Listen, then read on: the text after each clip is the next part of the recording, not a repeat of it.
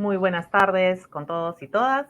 La Autoridad Nacional del Servicio Civil Servir les da la más cordial bienvenida a este tercer webinar sobre el Decreto Legislativo 1602 hacia un régimen laboral único. Les agradecemos de antemano su presencia y les pedimos las disculpas del caso en caso se presente alguna interrupción de conectividad. Soy Consuelo Alonso y estaré para acompañarlos en la moderación de este webinar.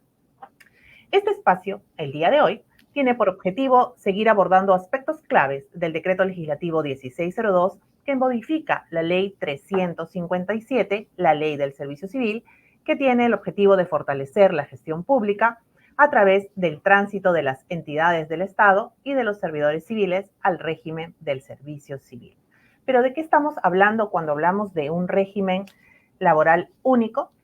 Pues para poder iniciar este webinar y también darles la bienvenida, quiero invitar a la Presidenta Ejecutiva de Servir, Ana Pari Morales, para que nos brinde unas palabras y nos dé esta introducción marco a este espacio. Así que, por favor, adelante. Buenas tardes y bienvenidos a todos. Muchas gracias por nuevamente acompañarnos el día de hoy, a todos los directivos públicos, a los gestores de recursos humanos, a los servidores civiles y a toda la ciudadanía.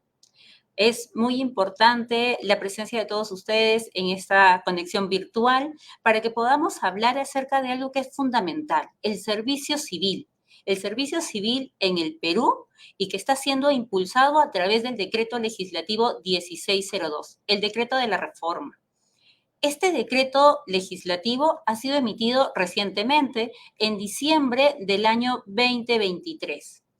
¿Y qué es lo que tiene como principal objetivo? Pues poner un plazo fijo, un plazo límite, un plazo máximo para que todas las entidades del Poder Ejecutivo cumplan con transitar al régimen del servicio civil. ¿Cuál es ese plazo?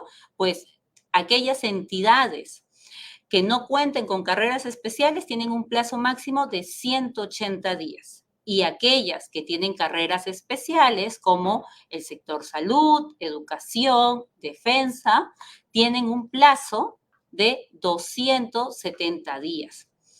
Y entonces, lo principal es el plazo, pero ¿qué va a significar de manera trascendental para todas estas instituciones del Poder Ejecutivo cuando hayan transitado al régimen del servicio civil?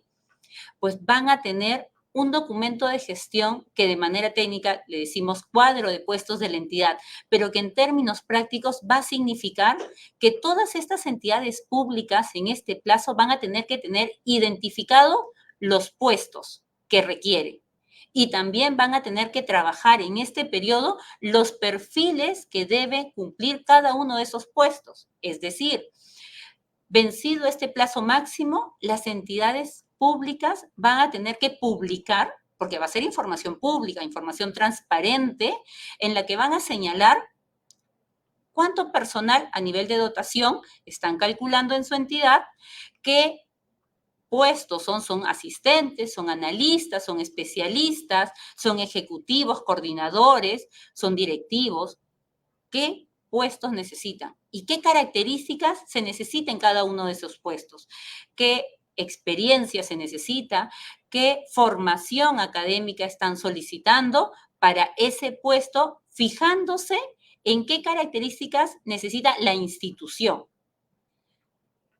Entonces, vencido esos plazos, tendremos que más de 170 entidades del Poder Ejecutivo que todavía a la fecha, pese a que la norma original data de hace más de 10 años, no habían terminado de hacer estas etapas, lo van a concluir. Y todo ello pensado siempre en una intención de lograr este Estado eficiente, este Estado que reconozca y que comience a pensar en el servidor civil desde el punto de vista más técnico, en donde le demos las seguridades, los derechos reconocidos y vaya de la mano también con perfiles adecuados que ayuden a que los servidores públicos cumplan con los objetivos institucionales. Debemos dar a conocer qué trae justamente tener un régimen único. ¿Cuáles han sido las complicaciones que hemos venido viviendo en el país en los últimos años al no tener el régimen único en el servicio civil?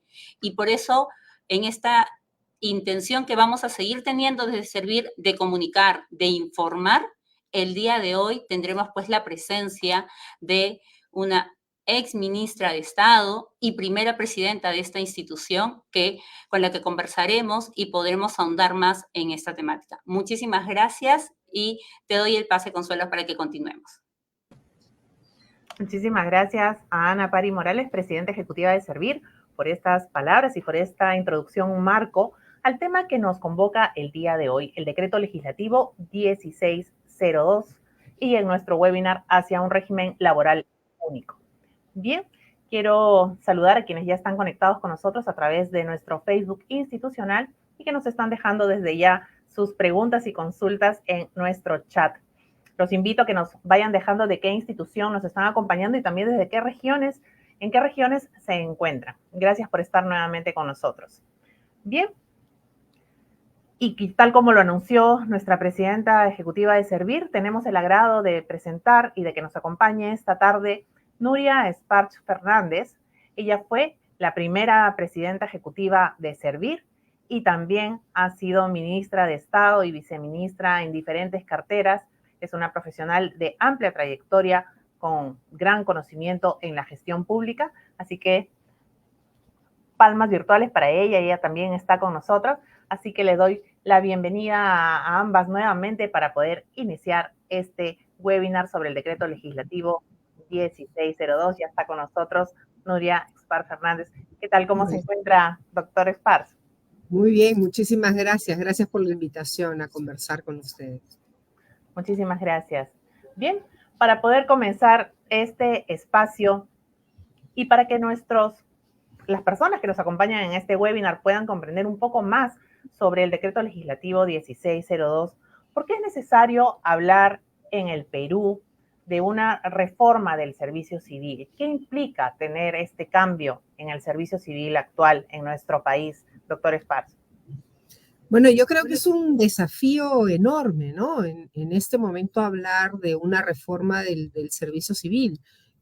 Porque claro, si bien la iniciamos hace una cantidad importante ya de años, casi 15 años atrás, creo que han habido una serie de inconvenientes en el proceso que han ido retrasando y a veces más que retrasando, complicando el cambio, el pase hacia el nuevo régimen del servicio civil. Entonces creo que apostar por una reforma en este momento es entender que es importante apostar por la calidad del servicio público, por la necesidad de planificar los recursos humanos y sobre todo para evitar las distorsiones de los regímenes laborales que tenemos todavía, ¿no? Yo recuerdo cuando recién entré a servir, hicimos un análisis de cuántos regímenes laborales habían y encontramos más de 400 formas diferentes de contratar en el Estado peruano, que si uno venía financiado por la entidad X, pues había un régimen de contratación de la entidad X, y así se fue, y el régimen especial de las obstetras y el qué sé yo, y de cada una de las personas en el Estado. Entonces, desmontar eso y lograr tener un régimen único a través de una reforma del servicio civil es una tarea titánica enorme que tiene servir, y creo que lo que ha ocurrido recientemente, este decreto legislativo 1602, va en la línea correcta, ¿no? Exactamente, Nuria, coincidimos. Mira, en estos años mantenemos esa distorsión de la información que contamos en Servir. Además de esa distorsión que ya existe por la variedad de regímenes laborales, los estudios recientes, que seguramente también los has visto, nos muestra que la ciudadanía, finalmente a quien nos debemos como Estado, tiene una alta insatisfacción por el servicio que recibe. ¿Y quiénes somos los que damos finalmente ese servicio? Todos los servidores públicos. Entonces, volteamos a ver a los servidores públicos, y los estudios que ha hecho la Secretaría de Gestión Pública también determinan que los servidores públicos también están insatisfechos, tampoco se sienten de acuerdo con las condiciones que tienen, porque esa disparidad que decimos de remuneración está generando que personas que están haciendo la misma labor ganen totalmente diferente, tengan beneficios diferentes. Entonces, hay una insatisfacción, hay inseguridad, y esto de los concursos, porque como decías, cada modalidad tiene una forma de ingreso diferente. Entonces, los servidores públicos, yo me capacito, yo tengo más experiencia, aporto, soy innovador, pero ¿a dónde crezco? ¿A dónde voy? Concurso, porque hay concursos, pero dejamos de creer también en los concursos, porque esta inseguridad que se está viviendo también hace que ya no crea yo como servidor público que los concursos sean transparentes, que los perfiles realmente hayan sido pensados institucionalmente. ¿Por qué? Porque muchas veces esos perfiles están siendo elaborados días antes por un área usuaria, es decir, por el jefe inmediato que está haciendo el requerimiento.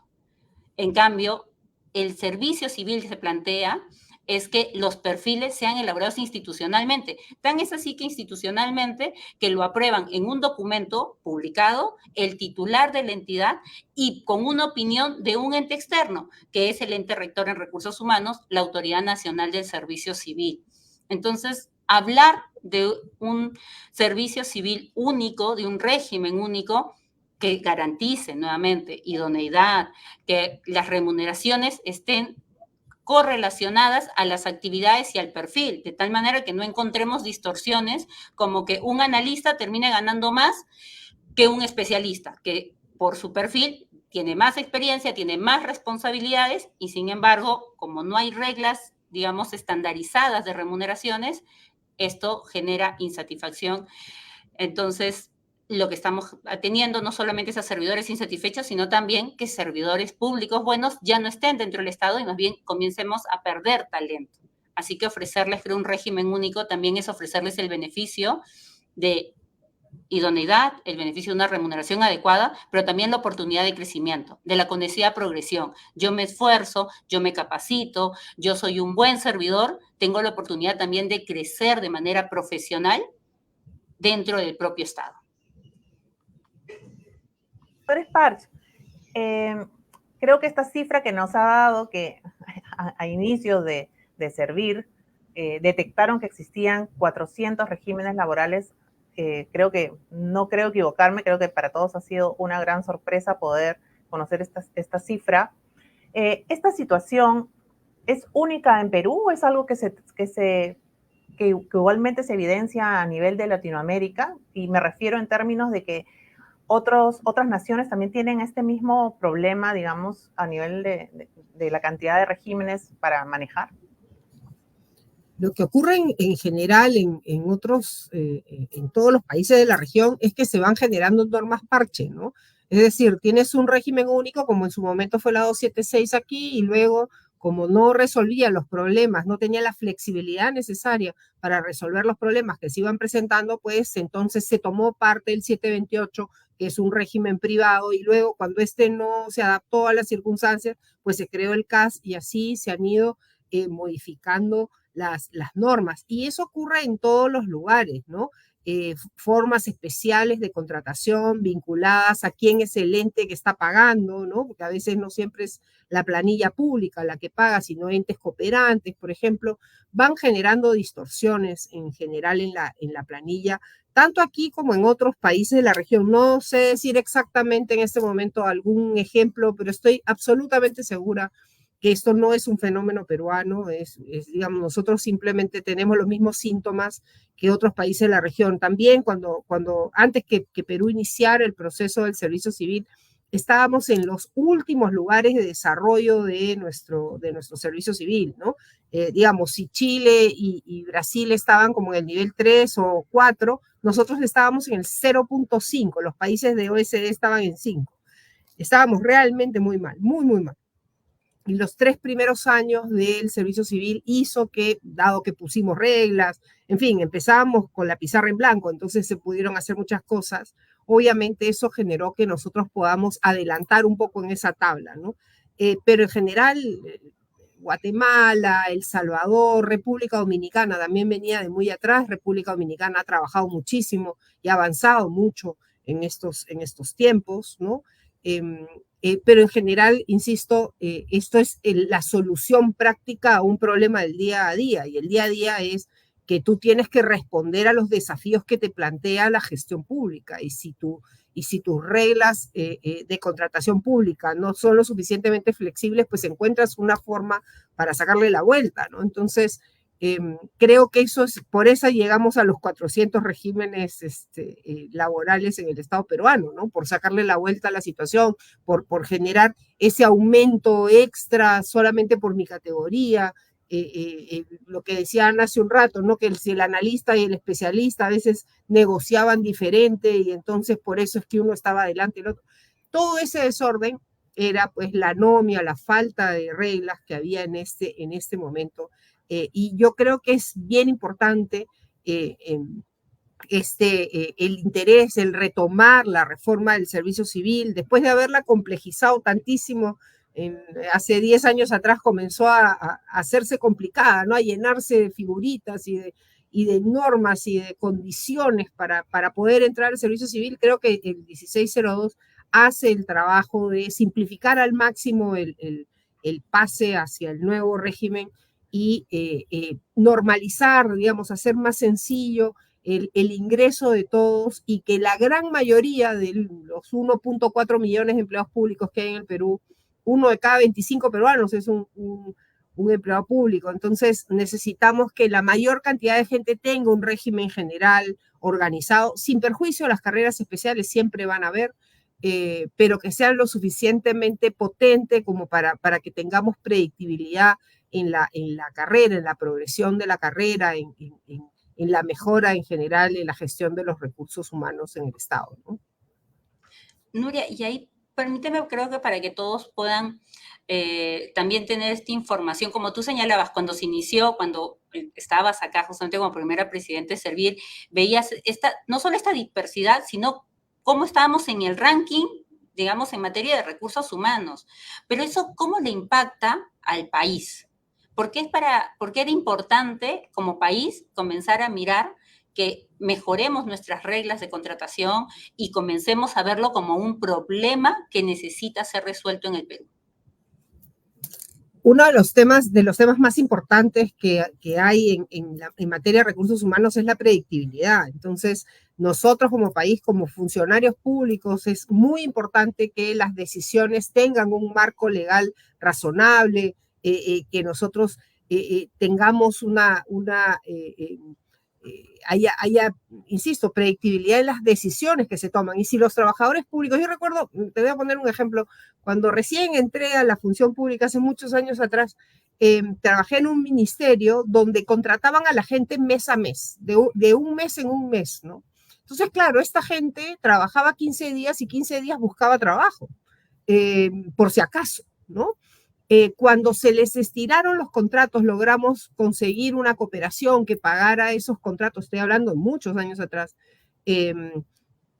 Esta gente pasó a trabajar, digamos, en periodos de 3 a 6 meses. Obviamente mejoró enormemente no solamente la toma de decisiones, sino además el entusiasmo que tenía la gente por su trabajo, porque sabía que era más seguro, que iba a tener una remuneración, digamos, acorde con su esfuerzo durante todo el tiempo que iba a trabajar. Y obviamente el servicio que yo tenía en ese momento a mi cargo mejoró enormemente en cuanto a indicadores de productividad, ¿no? Entonces, esto es lo que da una carrera en el servicio civil, esta progresión en la carrera, esta seguridad en el trabajo, que no implica inamovilidad, que no implica que yo soy dueña del puesto. Lo que implica es que tengo la seguridad de que mi trabajo va a ser debidamente considerado, debidamente remunerado y evaluado también en su momento, ¿no? Eso también lo estamos resaltando en este decreto de la reforma, porque creo que has dicho unas palabras importantes, o sea, las personas, los servidores, los trabajadores públicos, necesitamos predictibilidad, necesitamos saber que mañana, la siguiente semana, el siguiente mes, tengo una relación laboral, voy a tener un trabajo y voy a recibir una remuneración. Que claro, va de la mano en, como tú dices, no, el puesto no es mío, sino tengo una predictibilidad de ese trabajo y obviamente si yo cumplo las actividades, si yo ya con esa tranquilidad me dedico a hacer las labores que se me encarga, pues lograremos ese estado eficiente que todos estamos buscando, ¿no? Así que creo que es bastante importante que todos los servidores y como digo, todos los que nos acompañan el día de hoy reconozcan que el servicio civil tiene como un eje fundamental los derechos de los trabajadores y por eso es que no hay vulneración a ninguno de estos derechos, sino más bien el de ofrecerles, como dijiste, una línea de carrera, un servicio civil en donde ya el trabajador no solamente piense en voy a tener mi sueldo, sino a medida que vaya desarrollándome profesionalmente, voy a tener la oportunidad de seguir creciendo y ascendiendo. Así que creo que eso es bastante importante que lo tengan todos los servidores públicos que estamos comprometidos con nuestro país. Importantísimo, permíteme agregar solamente que esto no es otra cosa sino la cara de la meritocracia, ¿no? Es decir, tener la oportunidad de tener una carrera en el sector público en el que sepas que por tu propio esfuerzo vas a poder crecer, no es más que meritocracia, es además coadyuvar a la eficiencia en el sector público, que al final del día ese es ese es el trabajo de ustedes. Yo ahora estoy en el sector privado, pero sigo diciendo nuestro, es el trabajo de todos. Sí, es inevitable. Yo creo que ese es el trabajo fundamental de quienes están entregando su esfuerzo a través del Estado, ¿no? La eficiencia para atender a más peruanos, más peruanas y que podamos obtener todos los servicios que requerimos del Estado. Bien, yo sé que ya lo han mencionado, pero para que nos pueda quedar un poco más claro, ¿cuán importante es para el Perú en este momento tener un régimen laboral único, doctor Esparza? Bueno, a ver, yo, a pesar de que estoy muy de acuerdo en que tiene que haber un régimen laboral mayoritario, yo no creo en el único, yo creo en el mayoritario, ¿ok? En el que casi todos los 1.4 millones de trabajadores públicos que existen en este momento estén, que sea el régimen por default, digamos, ahí deberíamos entrar todos, ¿no? Deberían entrar todos, sin perjuicio de las carreras especiales, de aquellos que requieran por la naturaleza del servicio que prestan, tengan que tener algunas diferencias, digamos, en el tratamiento de su carrera. Pero me parece que es indispensable hablar en ese sentido, digamos, hablando de un régimen laboral único, entendido como mayoritario. Creo que lo importante es el mensaje de la progresión en la carrera, ¿no? Yo creo que allí el incentivo principal es entrar a una carrera que le permita a uno tener un desarrollo profesional predecible, creo que genera todos los incentivos positivos para aquellas personas que han dedicado su vida o quieren dedicar su vida al servicio del Estado, y además este régimen o este régimen mayoritario facilita la gestión de los recursos humanos. Obviamente, para aquellos que están en el área de recursos humanos, el tener tantos regímenes a la vez obviamente genera problemas administrativos, problemas de gestión, y creo que tener un régimen mayoritario, un régimen potente, donde todos estén o donde la gran mayoría de personas estén, creo que facilita muchísimo el trabajo, ¿no? Y claro, ayuda la progresión, ayuda el servicio público, pero también creo que es importante dar a conocer que como país estamos trabajando, y creo que desde hace años, en poder ser admitidos en OCDE. Y qué importante es para OCDE, para considerarnos un país justamente estable, un país que pueda atraer, porque haber ingresado a OCDE también lo que hace es atraer inversiones, hacer que nuestra economía se mueva, porque vamos a generar esa confianza y esa predictibilidad. Y uno de las recomendaciones que creo reiteradamente, y ahí de repente Nuria me puede confirmar, históricamente siempre se ha señalado la importancia de fortalecer el servicio civil, el trabajo de las personas que estamos dentro del Estado. Eso sigue estando en el último informe que ha llegado, que justamente era el informe de la situación económica, resaltaban nuevamente la importancia de seguir fortaleciendo. Tenemos el régimen, está creado, fue, como nos decía, históricamente fue todo un momento en el cual se apuntó a poder sacarlo, se creó la Autoridad Nacional del Servicio Civil, tenemos ya el régimen, y en el último informe dice, ya, nos falta el siguiente paso, que es que comencemos a hacer este tránsito, y es el que a través del decreto legislativo se plantea, por eso poner plazos máximos, de tal manera que ya veamos ese siguiente paso.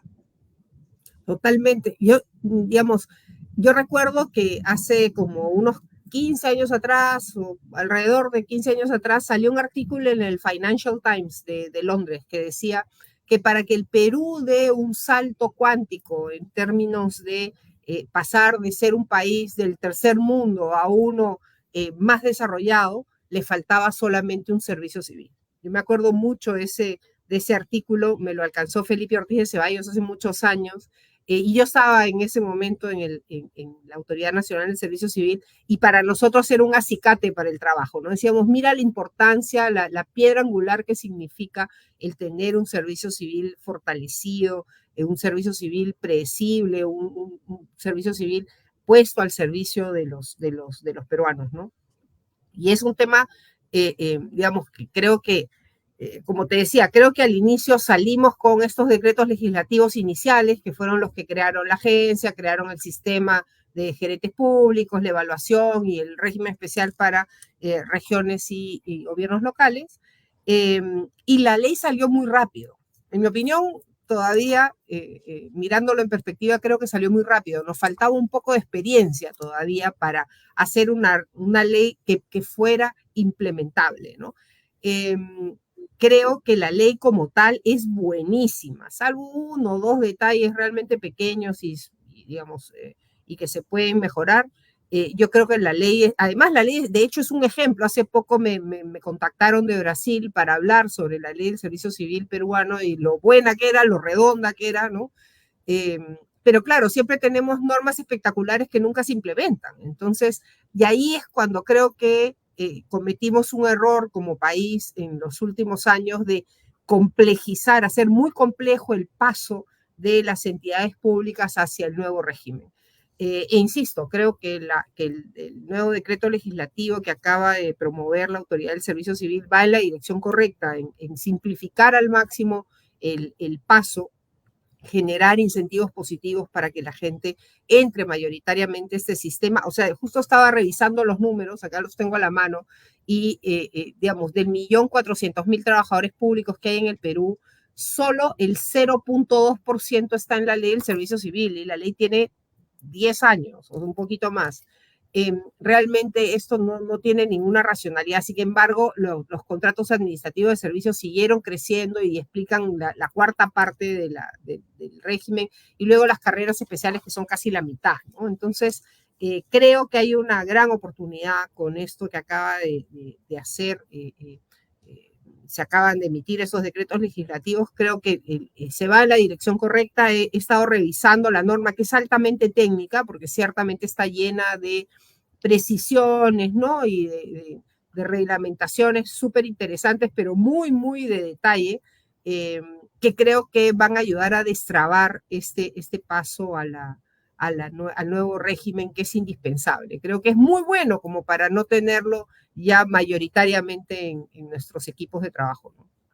Sí, gracias. Realmente esta norma que ha sido creada por todo el equipo técnico de la Autoridad Nacional del Servicio Civil, como dices, ha llegado a ese nivel de detalle que permita su aplicación inmediata. Tan es así que ya actualmente todo el equipo está dando las asistencias técnicas, está trabajando con las oficinas de recursos humanos para que las entidades no estén esperando al día 180, al día 270, sino ya están trabajando desde ahora para hacer documentos que vayan en esa coherencia, en ese trabajo que realmente necesitan su institución. Así que ahí realmente el esfuerzo, y por eso todo este trabajo que se está haciendo por las diferentes áreas de servir para que ese decreto legislativo que busca impulsar el servicio civil se concrete, se cumpla, y como digo, en beneficio del país, en beneficio de los servidores públicos y, por tanto, en beneficio también de toda la ciudadanía. Sí.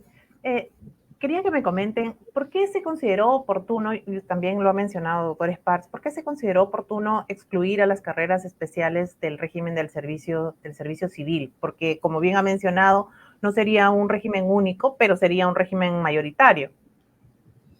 Lo que pasa básicamente es por la naturaleza de la actividad administrativa, ¿no? No todo el mundo puede ser encajonado en una forma de prestar sus servicios al Estado. Existe gente, por ejemplo, que cuyo trabajo es de guardias, que pueden tener, qué sé yo, 36 horas de estar activos 36 horas y descansar unos días. Entonces, claro, hacer regímenes para cada uno de estos casos, o por ejemplo, el caso de los diplomáticos, ¿no es cierto? Que están 6 años, sirven fuera del país, pasan un periodo en Perú, o la carrera de los militares o la de los jueces, en fin, hay carreras que realmente justifican, ¿no?, que se hagan regímenes especiales. Por otro lado, también hay que reconocer, y eso recuerdo que fue una discusión que tuvimos al inicio, que hay entidades públicas como el Banco Central de Reserva, por ejemplo, que están claramente muy adelante en términos de regulación de los recursos humanos. Entonces, claro, ¿para qué teníamos que anclarlos hacia abajo cuando ellos ya estaban en un estadio superior, ¿no? Y un poco se dejaron también estas carreras, o las carreras como las del INPE, que también tienen regímenes especiales, que no tienen la normalidad de trabajar pues de 9 a 5, ¿no?, que tiene el trabajador civil o el empleado, el servidor civil común, ¿no?, que tiene el secretario juzgado, que tiene el que trabaja pues el asesor en el Congreso, qué sé yo, las personas que tienen horarios, que pueden tener determinadas formas de trabajo más sencillas, más homogéneas, ¿no? Creo además que no hay ningún problema en que coexistan las carreras especiales con las carreras, con la carrera administrativa. De hecho, me parece que es aconsejable porque permite que hayan válvulas de escape, digamos, para casos que no pueden entrar por completo dentro de la norma, pero sí se tiene que hacer el esfuerzo de pasar todo ese grupo importante, que es más del 50% de los trabajadores públicos, estamos hablando de 700, 800.000 trabajadores, al régimen del servicio civil. Creo que eso sería un objetivo, claro, de largo plazo, pero de bastante largo plazo, pero creo que hacia ahí se debería apuntar, ¿no? Creo que la ley hace bien, el decreto legislativo hace bien en cerrar cualquier ingreso a cualquier otra carrera en este momento, o digamos a las genéricas 728 o 76CAS, y solamente dejar la puerta abierta en el servicio civil. Creo que eso es una muy buena decisión, muy, muy buena decisión, y que va a facilitar enormemente, sobre todo la gestión de los recursos humanos, ¿no? En las entidades públicas. Y una cosa que creo que, bueno, me imagino que Ana lo tendrá más claro que yo todavía, pero yo recuerdo eso de los viejos tiempos. Una de las cosas que siempre decíamos era, oye, no se olviden que esto es voluntario. O sea, el que está en otro régimen y quiere pasarse, pues bienvenido al nuevo régimen. Pero si se quiere quedar y jubilarse en el antiguo régimen, pues ahí se quedará, ¿no? Esto creo que es bien importante para los que ya están trabajando en el Estado. Para los nuevos sí creo que es indispensable que todos entren a un régimen predecible y evitar seguir partiendo la administración de los recursos humanos, ¿no? Has dicho dos puntos que muchas veces nos consultan acá en la Autoridad Nacional del Servicio Civil y es, uno, las carreras especiales, es decir, los militares, los embajadores, sector salud, educación, son carreras especiales ya reconocidas y ellos mantienen como carrera especial, ¿no? Sus propios derechos, sus formas de ingreso, su forma de desarrollo de la relación laboral. No están dentro del servicio civil o del régimen del servicio civil. Ellos no están incluidos.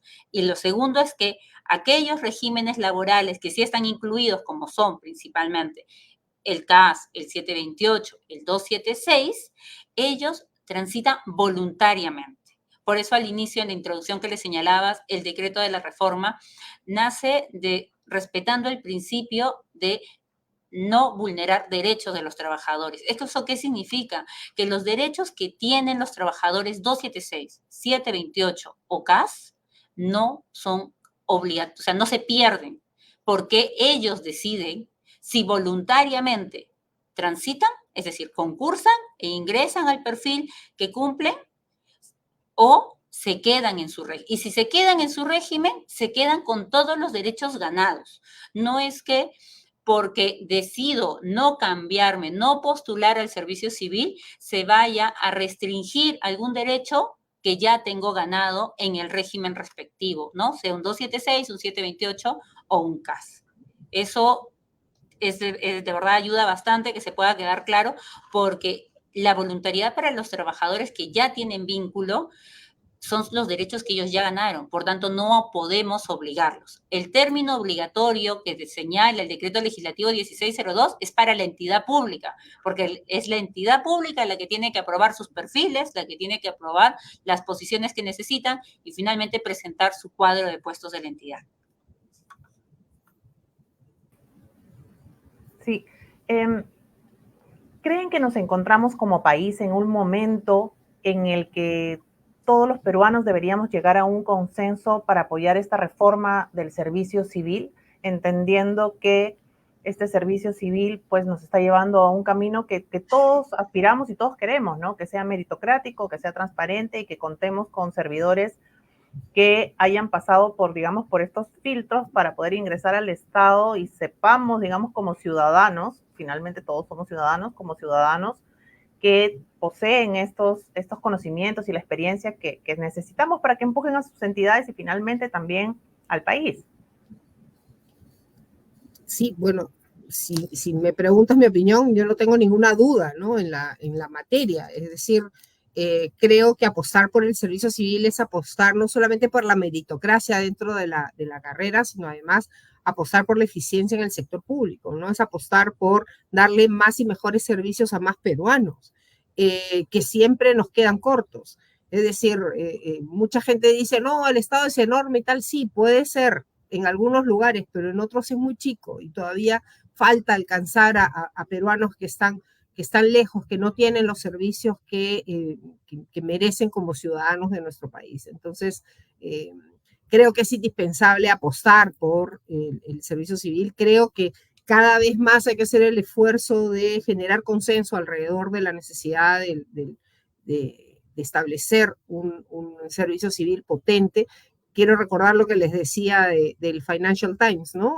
Solamente nos faltaba un servicio civil potente para salir y ser un país OSD. De hecho, estamos en esa ruta y creo que transitar de manera decidida, de manera clara, con liderazgo, ¿no? Con la autoridad necesaria hacia este nuevo régimen empaquetado para que todos los que entren al Estado, entren a este nuevo servicio civil, es indispensable, ¿no? Es indispensable. Así que si a mí me preguntas si se necesita consenso de todos los peruanos en torno al servicio civil, mi respuesta es súper sencilla, la respuesta es sí.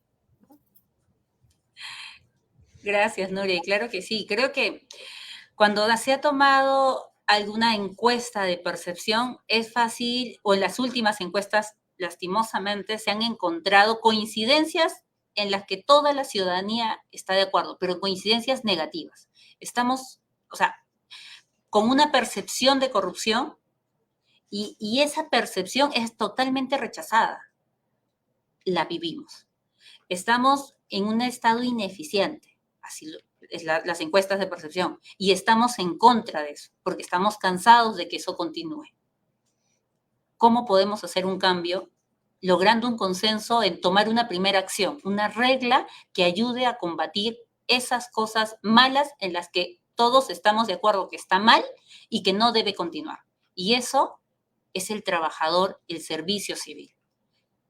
No es la única regla que se puede tomar, pero sí es una que ayuda a poder trabajar en combatir estas cosas que están mal y que como ciudadanía, como todos los peruanos, no estamos de acuerdo. Y porque no estamos de acuerdo en ello y lo que queremos más bien es este Estado eficiente, este Estado que llegue a nosotros, por eso también pues queremos ir a OECD. ¿Y por qué ir a OECD?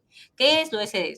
Entonces, finalmente, la OECD, en términos sencillos, sería como este club de gobiernos, de estados que cumplen, que tienen este ordenamiento y que por eso es que es la garantía de que estamos en un estado ordenado, un estado que genere predictibilidad y por eso también que de haber sido admitidos en OECD genera esta percepción de confianza para mejorar las inversiones, porque también algo que tenemos consenso es que todos los peruanos y peruanas buscamos mejorar la economía, mejorar nuestra economía y por tanto también mejorar la calidad de vida que tenemos. Así que consenso debemos comenzar a buscarlo y creo que el servicio civil es una figura muy importante y como lo dijo Nuria, hace 15 años lo han dicho, se ha escrito, lo vemos, es ahora creo el momento en el cual todos debemos ser claros, no solamente desde los funcionarios, por eso agradezco de verdad Nuria, que con toda la experiencia que tienes como es funcionaria, ya no estás en el servicio público, pero sin embargo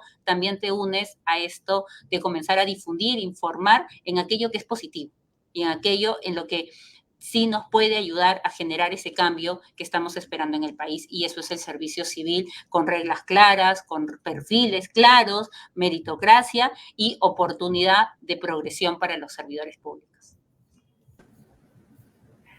Muchísimas gracias a Nuria Espat por habernos acompañado en esta primera parte de nuestro webinar Decreto Legislativo 1602 hacia un régimen laboral único. Ella como voz autorizada, primera presidenta ejecutiva de Servir, nos ha hablado con claridad. ¿Por qué? ¿Por qué necesitamos un servicio civil en el Perú? Y ahora para iniciar ya la segunda parte de este webinar, vamos a contestar las preguntas que nos han ido dejando a través de nuestro chat en el Facebook institucional de Servir. Y quiero aprovechar para agradecer los saludos también que nos han estado dejando quienes nos acompañan desde diferentes regiones. Nos han dejado saludos desde Piura, en Tambo Grande, desde la Universidad San Cristóbal de Huamanga, en Ayacucho, desde el distrito de Mañazo, en Puno, de Huánuco, de La Libertad, de Cajamarca, de San Martín, también de la UGEL Castilla, en el Gobierno Regional de Arequipa y también del Consejo Nacional de Educación. Muchísimas gracias por acompañarnos esta tarde y estar atentos para conocer más sobre el Decreto Legislativo 1602. Y ahora procedo a hacerles las consultas que ya nos han estado dejando a través de nuestro chat. Así que iniciamos con las preguntas. La primera consulta, ¿los trabajadores del régimen 276 están obligados a pasarse al régimen del servicio civil? Nos consulta el señor León. Bueno. Ana, creo que eso es tuyo. lo hemos dicho hace un momento, el régimen 276 es el régimen original de la carrera administrativa, que como contaba Nuria, en los años no fue efectivo, no respondió a las atenciones y se cerró. Por eso es que tenemos trabajadores 276, pero también tenemos trabajadores 276 con escalas remuneradas que ustedes conocen, no se han actualizado hace años. El tránsito para el 276, a lo que pregunta, es totalmente voluntario. Es decir, pasados los 180 días, la entidad del Poder Ejecutivo saca su cuadro de puestos de la entidad y ya comienza a hacer sus concursos en el régimen del servicio civil. ¿El personal 276 está obligado a postular? No. ¿El trabajador 276 va a perder su trabajo porque se lanzó el concurso? No. El trabajador 276 está obligado a, digamos, a ceder su puesto porque no quiere concursar en el servicio civil. No. ¿Va a haber represalias contra el servidor 276 porque no quiera postular al régimen de servicio civil? No. Es como dijimos hace un momento y coincidimos con Nuria, la naturaleza del servicio civil, el que queremos, es un servicio civil con respeto a los derechos de los trabajadores. Por tanto, hacia los trabajadores que tienen vínculo vigente, hacen un tránsito voluntario. Bien, esta consulta es para Nuria Sparks. Armira del Águila quiere saber por qué existen remuneraciones diferentes entre los trabajadores del régimen CAS y los trabajadores del decreto legislativo 276. Bueno, la 276, ya me imagino, ya no estoy tan, ¿cómo se dice? Tan autorizada quizás para responder esta pregunta tan precisa, ¿no? Pero lo cierto es que parte del desorden, y ahí es el argumento principal de por qué este régimen es importante, es para tratar de generar igual remuneración a igual trabajo, igual esfuerzo, ¿no? En este momento, dependiendo del régimen en el que estás, tienes acceso a determinadas prestaciones y no a otras. Entonces, creo que es sumamente importante y es un desafío interesante para aquellos que todavía tengan tiempo para trabajar en el Estado, que no estén tampoco prontos a la jubilación, ¿no? Pero sí los que tengan años por delante, para que piensen en la posibilidad de pasarse al régimen del servicio civil, que les va a otorgar, entre otras cosas, vacaciones, CTS, en fin, cosas que hoy día ¿cómo se dicen? Las gratificaciones completas, cosas que hoy día en general en el régimen público, en el 276, no hay. En el 728 hay, pero hay con algunos derechos recortados y definitivamente en el CAS no hay, ¿no? Entonces, creo que es una oportunidad interesante precisamente para planchar un poco estas diferencias que tenemos entre todos los regímenes que están vigentes en ese momento en el Perú. Muchísimas gracias por esta respuesta. Tenemos una consulta más para Ana Pari de Maritrini Balta Vargas Machuca.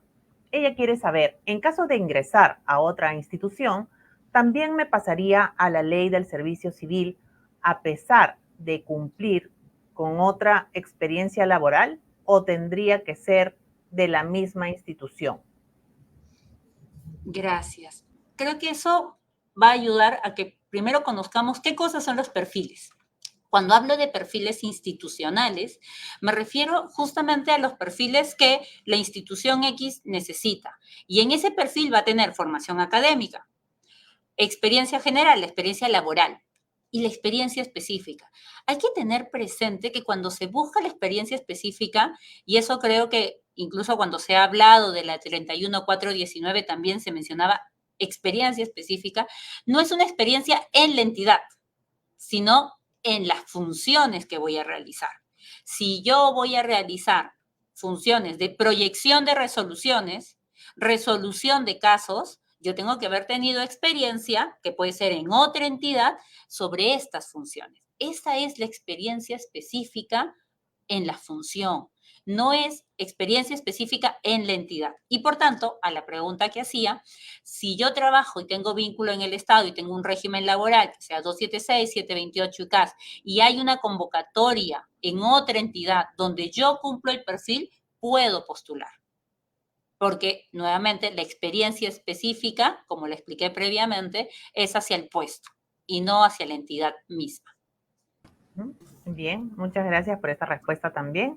Tenemos una nueva consulta para Nuria Expars de Carlo Chalco.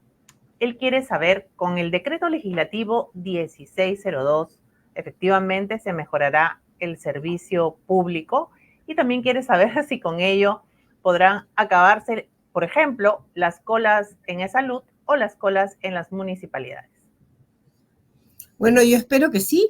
Gracias por la pregunta. Espero que sí, porque cuando uno, no sé qué piensa la persona que pregunta, pero tengo la impresión que cuando uno es más feliz en su trabajo, produce mejor y mayores servicios, ¿no? Su productividad aumenta, cuando tiene la seguridad de que su trabajo no depende, como les contaba esta historia de las personas que trabajaban contratadas de mes en mes. Cuando uno no tiene esa preocupación, cuando uno sabe que va a tener su remuneración a final de mes, que cuando sabe que tiene posibilidades de seguir creciendo en la carrera, por supuesto que después de una evaluación, ¿no? No es que sea simplemente pasan los años por acumulación de años, paso al siguiente nivel, sino es más bien por una evaluación en la que voy aumentando, voy creciendo profesionalmente. Creo que eso va a generar definitivamente que los servicios mejoren, ¿no? No hay ninguna, yo no tengo dudas en ese tema, lo he visto no solamente en el servicio civil, en la función pública, sino también en el sector privado, ¿no? Cuando la gente se siente tranquila, hace un mejor trabajo, da lo mejor de sí, y uno tiene no solamente trabajadores más contentos, sino trabajadores básicamente más productivos, ¿no? Bien, muchísimas gracias. Para Ana Pari, Laura González Mesarina quiere saber cuáles son los beneficios de pasar al régimen del servicio civil para un CAS. Los beneficios de estar en el servicio civil, primero, si ya tienes vínculo laboral, es decir, eres un régimen CAS, vas al concurso y si ganas el concurso ya no pasas por periodo de prueba. Eso es un primer beneficio, o sea, no es que pierdas estabilidad. Inmediatamente, ganado el concurso, generas estabilidad laboral. Ese es uno. Dos, a nivel de compensaciones, como decía, las compensaciones, la remuneración, no va a obedecer a la persona, no es la discrecionalidad que algún jefe o algún funcionario decidió, sino va a obedecer al perfil. Por tanto, me aseguro que la remuneración que voy a ganar va a ser acorde a las tareas que me van a encargar y que de existir otro compañero que va a venir hacia el mismo perfil, vamos a ganar lo mismo. Esa remuneración no solamente son los 12 sueldos, sino que además se dará un sueldo adicional como gratificación en el mes de julio y en el mes de diciembre. Y un depósito por CTS que se hace de manera semestral y que al año equivale a una remuneración, sin perjuicio de los derechos que ya se conocen como salud, vacaciones, ¿no? Que tiene inherente el trabajador. Bien, muchísimas gracias por esta respuesta. Una consulta más para Nuria Expars de Eduardo Fiorentini Ríos. Dice, muy buenas tardes. Quiere saber por qué la ley del servicio civil excluye al Congreso de la República. ¿Acaso la ley no es para todos o es que es discriminatorio? La gran ventaja de ya no estar en el sector público es que no tengo por qué, no me tengo que cuidar mucho en lo que tengo que responder. Y lo cierto es que efectivamente el Congreso se salió solito de la ley. La ley era para todos, pero ellos decidieron excluirse. Utilizaron una serie de argumentos. Yo ya no estaba en servir, esto se negoció con otra gestión, pero sí conozco bien lo que ocurrió. El Congreso se salió, no había ninguna razón, porque siguen siendo servidores civiles como cualquier otro, hacen lo mismo, solo que en una sede diferente, pero lograron salirse para tener un régimen especial en el cual en verdad, salvo tener bonos que el resto no tiene, en verdad no hay nada de especial, ¿no? Esto es uno de los casos, por ejemplo, de excepciones a la regla que lamentablemente ocurrieron en su camino. Pero yo ahora, yo antes creía en que teníamos que ir a soluciones maximalistas, todo el mundo adentro del régimen, no hay excepciones. Con los años he ido aprendiendo que al elefante se le tiene que comer de a poquitos, no se le puede comer por todos lados, ¿no? Entonces hay que concentrarse y tratar de avanzar con lo que se puede, ir implementando y habilitando los siguientes pasos de la reforma. Tratar de cubrir a trabajadores de la salud, de la educación, más el Congreso, más el Frente, no es posible. Hay que avanzar con lo que se puede. Creo que el 1602 es un excelente paso, es un salto importante para lograr la implementación del servicio civil, y lo que hay que hacer es concentrarse en lograr éxitos que habiliten los siguientes pasos. Creo que si el próximo año pasas de tener 0.2% a tener 2 o 2.5%, lo has multiplicado por 10, por 15, lo que has estado haciendo los últimos 10 años. Creo que eso sería ya una medida de éxito a la cual deberíamos apuntar, ¿no? Listo, muchísimas gracias por esta respuesta también. Y una pregunta más para Ana Pari de El Señor León. Consulta: si soy trabajador del régimen legislativo 276, ¿debo renunciar para poder migrar al régimen del servicio civil? En un momento señalaba cómo es que voluntariamente pueden postular y que, ganado el concurso, generan nuevamente la permanencia, un contrato a plazo indeterminado y no tienen que pasar por periodo de prueba. Cuando postulo, si yo postulo, tengo que ya haberme desvinculado, tengo que haber presentado una carta de renuncia, no, porque soy un postulante. Solamente de ganar y optar por la firma del contrato es el momento en el que me desvincularé de mi régimen original. Y ahí aprovecho en agradecer que este trabajo que se está haciendo desde la Autoridad Nacional de Servicio Civil en todos estos años realmente ha venido y ha nacido de todos los esfuerzos que han venido haciendo. O sea, cuando Nuria nos acompañaba en la Autoridad Nacional del Servicio Civil dirigiendo esta institución, pues lograr que haya un ente rector, alguien con el que estemos conversando, como ahorita, acerca del servicio civil, no había. Hace más de 15 años, cuando hablábamos de servicio civil, pues acudíamos a la presidencia del Consejo de Ministros o directamente a nuestro jefe, pero no había una entidad con la que hablemos de cuáles son las reglas en el servicio civil. Gracias al esfuerzo que se hizo y de esos primeros pasos, justamente tenemos la creación de la Autoridad Nacional del Servicio Civil. Como dijo luego el otro gran hito, el tener ya desarrollado un régimen de servicio civil que garantice meritocracia con perfiles, que dé a compensaciones como las que describí, no solamente remuneraciones acordes al perfil, sino gratificaciones, CTS, vacaciones, que apunte una vez que te vinculé, te estoy pagando la compensación adecuada a tu perfil, trabajemos con metas claras para poder evaluarte y ofrecerte una progresión, un crecimiento profesional dentro de tu propio contrato para que crezcas, para que, por tanto, cuando creces, no solamente a nivel de la posición, sino también remunerativamente, porque las remuneraciones van con el perfil, esto de tener estaba escrito. Este siguiente paso, como señala, que se hace a razón de todas las experiencias aprendidas y de estos más de 15 años que tiene la Autoridad Nacional de Servicio en ejercicio. Así que seguimos convocando que desde la Autoridad Nacional del Servicio Civil a todos los trabajadores a que puedan hacer sus consultas, a que sigan conectados a nuestros medios de comunicación para que sigan conociendo acerca del servicio civil que busca este régimen único en beneficio para los trabajadores y en beneficio para el Estado, que vaya a cumplir con el ciudadano que necesita que los servicios públicos lleguen no solo en forma oportuna, sino también de manera eficiente.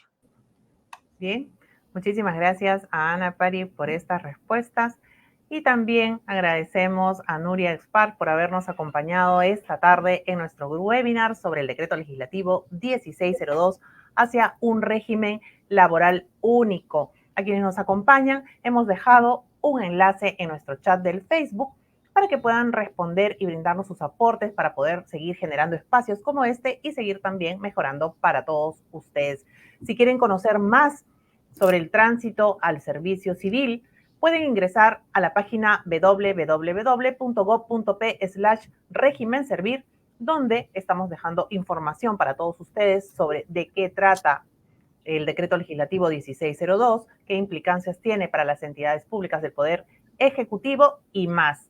Próximamente vamos a seguir brindando más espacios y más información para todos ustedes. Y si tienen alguna duda, si forman parte de una oficina de recursos humanos, los invitamos también a que nos escriban al correo transito@servir.gov.pe, donde podremos ayudarlos y brindarles la asistencia técnica que ustedes requieran. Les agradecemos por su valioso tiempo que han compartido con nosotros desde diferentes regiones del país.